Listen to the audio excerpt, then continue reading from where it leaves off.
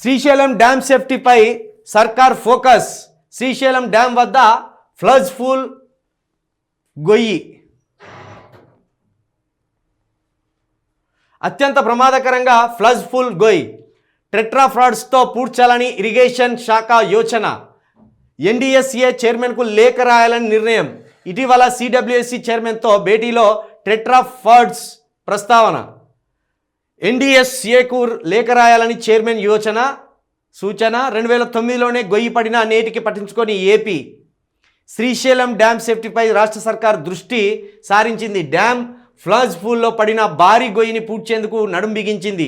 2009లో వచ్చిన భారీ వరదకు 47 మీటర్ల లోతు 400 మీటర్ల వెడల్పుతో ఏర్పడిన ఈ గొయ్యిని పూడ్చి డ్యామ్ను కాపాడేందుకు ఇప్పటివరకు ఏపీ ఎలాంటి చొరవ చూపలేదు.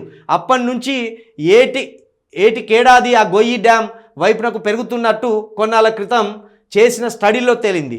ఈ నేపథ్యంలోనే దాన్ని అలాగే వదిలేస్తే డ్యామ్ మనుగడకే ముప్పు పొంచుకొస్తుందన్న ఆందోళనలు వ్యక్తమవుతున్నాయి. దీంతో ఈ విషయంలో మన అధికారులే చొరవ తీసుకోవాలని నిర్ణయానికి వచ్చారు. ఇట్లా మొత్తానికి 2009లో పడ్డదట. 47 మీటర్ల లోతు 400 మీటర్ల వెడల్పుతోటి ఒక పెద్ద గొయ్యి పడ్డదట. దేనివల్ల ఇది? వరదల వల్లనే పడ్డదట. 2009లో పడితే ఇప్పటి వరకు ఆ గొయ్యిని పూడ్చలేదట.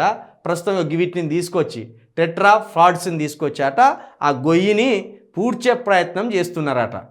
ఈ గొయ్యిని విడిచిపెడితే మరి ఆ డ్యామే ఆగమయ్యే పరిస్థితి ఉన్నదట.